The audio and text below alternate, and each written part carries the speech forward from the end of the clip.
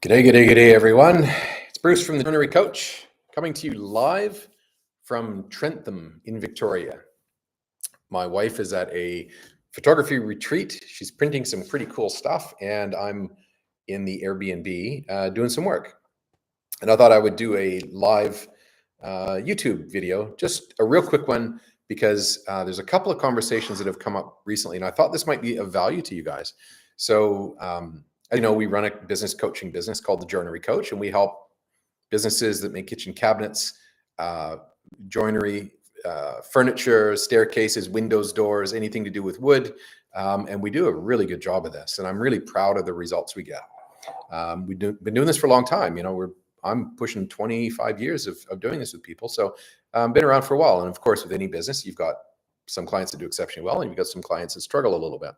The ones that struggle a little bit always make us pause and go, how could we help that person more? Because if you help the one that's struggling, you're always going to help the one that isn't struggling way more.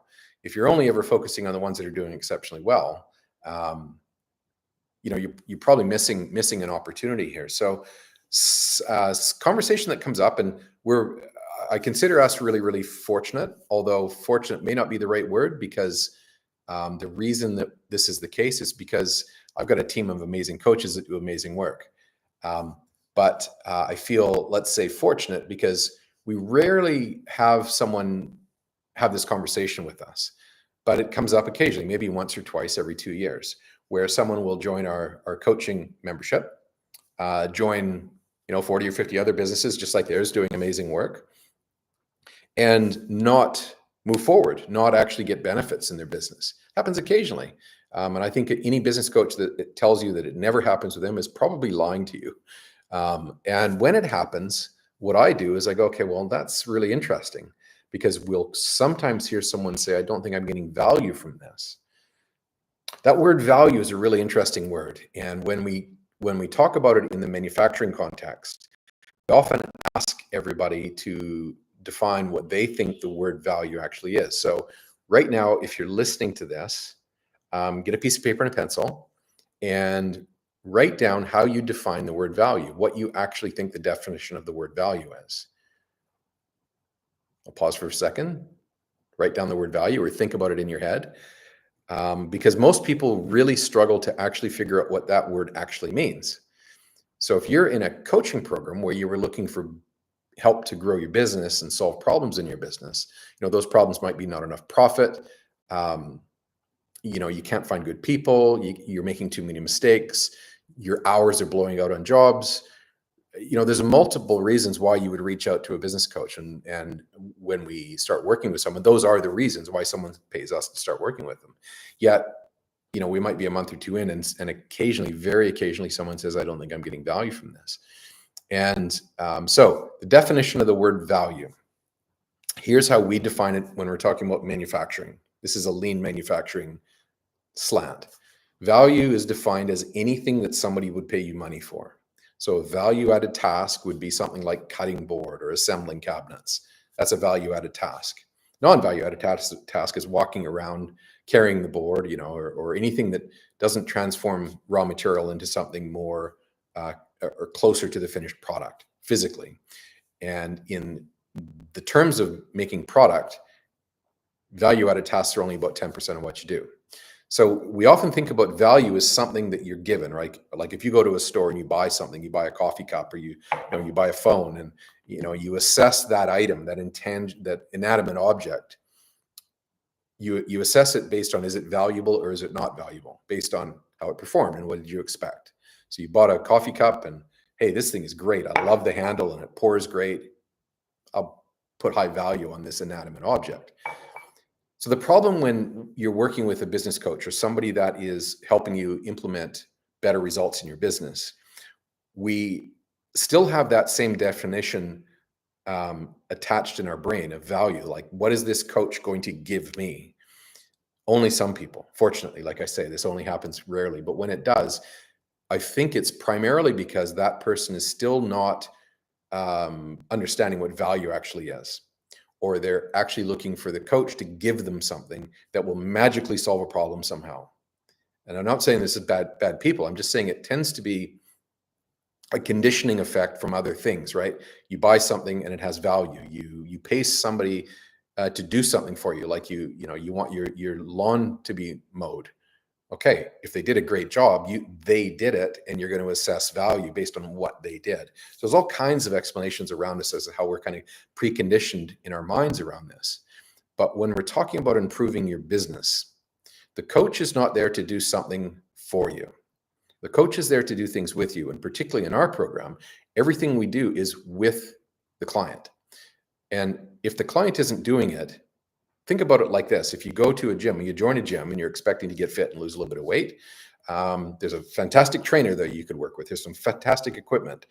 And you could show up, you could lift the weights, you can get help from the trainer. And if you do that and you keep showing up and you keep lifting the weights and you do it regularly, you're going to get results. If you don't show up and you don't do the work, then you're not going to get the results. And someone might say, well, I didn't get value from that gym membership. Very true, because you didn't show up and didn't do the work. So our job as a coach is always to make sure that the people that we work with are actually doing the work, are taking on the ideas and not getting overwhelmed. So just recently, one of our newer members said, oh, I think we need to pause for a minute and take all the stuff that you've given us and implement it. Well, if that were the case, you wouldn't need a coach. You could just buy a book or you buy a training program and do it on your own. But the problem is that was always the case. That was always the option. And up until now, this particular client been in business for quite a few years. They haven't done that. So what would exiting the coaching thing, what would change? You go back to the not doing anything, just like before you met the coach, right? So I think it's helpful for people to redefine or reassess what value would be when working with a business coach like us. Value is you did one thing. It might be a new pricing system, or it might be some efficiencies in the factory. We change the sequence and how things go. We can get 60% efficiency gains in like 12 to 16, 18 months. There's massive opportunities for efficiency gains. But let's forget about the 60%. Let's just talk about the 5%. If we were to work with someone and we just got a 5% efficiency gain, that's actually a 5% revenue gain, because you're doing 5% more work in the same period of time. If you do 5%, you can do 10%. We do it a little bit better. And now we're doing 15% and 20%, right? So the actual value, if you assess it based on money back to the business, can be found in actually work with the coach to implement better efficiency gains, and follow the theory of fail forward frequently, which means that there's going to be some new methodologies in place here, but they're not going to work the first time. You're going to have to do them. And in our case, the coach is there to do them with you. And when you try them, you'll go back to the coach and say, oh, this kind of worked or this kind of didn't work. And we'll tweak and we'll adjust and make sure that it does work. But that failing forward frequently is how progress happens. Humans would never be walking if we didn't fail forward frequently, right? We try and get up as a small child, we fall down, we get up, we fall down, we get up, we fall down. That's failing forward frequently. It sounds horrible, but you've got to fail to learn a new way of doing things. Some people fail or they don't even try, and then they get stuck. So the purpose of this little quick live video is to encourage you, if you're asking for a business coach for help, and in our world, like I say, at any point, we've got 40 or 50 businesses in our membership. Sometimes people get stuck and they might think, well, I'm not getting value from this. But if you just stop and assess the statement for a minute and really ask yourself, what have you actually done that didn't work? And sometimes people say, we just haven't got time to do this. Well, that haven't got time is a bigger problem. That's like a sporting team saying, nope, we haven't got time to practice. We're just going to play games. And that might work well for beer league type of stuff because it's just for fun. You're not really there to win. But for most sporting teams, you really want to win. So you go to practice and you practice way more than you play games. 90% of your time is spent at practice. In business, if you're not actually practicing, and we only ask people to carve out 5% of your total time in business and devote that to business improvements. And 2.5% of that, or half of that 5%, is going to be with us. That's it. It's not a lot of time. But if there's none of that happening and you're not actually taking the things that you're doing, then value will not be found. So value is not found in something that somebody gave you when we're talking about improving your business.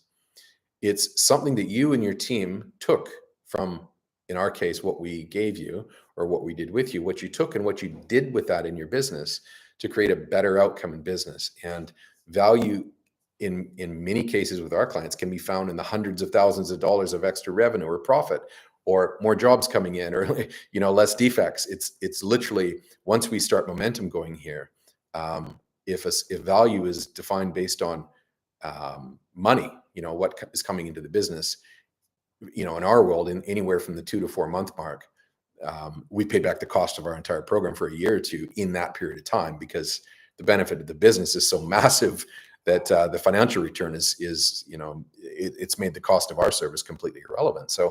But that only happens when the clients we're working with are actually applying methodologies that are going to actually have a better business outcome. If that's not happening, the coach can't do it because they're not in the business. You have to be working with the coach to get the results. So have a think about that. If you're assessing value and considering working with a business coach of any kind, if you're thinking about working with us, we'd love to have a conversation with you. See if we're a good fit, but don't think value is going to be something that we would give you, because the reality is we've got a bag of gold, and I've got a team of coaches that are all in their own specialties and are all carrying around bags of gold. And the only thing we're asking our clients to do is to reach in and grab the gold. And if you're willing to reach in and grab the gold, in other words, if you're willing to do the work that we're asking you to do and change the methodologies, that's the reaching into the bag connotation. If you're willing to do that and you're willing to take that and then apply it into your business, you'll get the gold. You'll get massive value. Cool. All right. Hopefully this has been interesting and valuable to you around value. To redefine the word value as something that you do in your business as guided by the coach, and the value is measured by what business outcome did you get based on what you did from the new methodology that you were asked to do. Have an awesome day. If you'd like to have a chat with me, Bruce from the Joinery Coach, thejoinerycoach.com. Just reach out, book a call, jump on our website. We never have sales calls. Anytime someone reaches out and talks to me for the first time, it's really just to see if we're a good fit.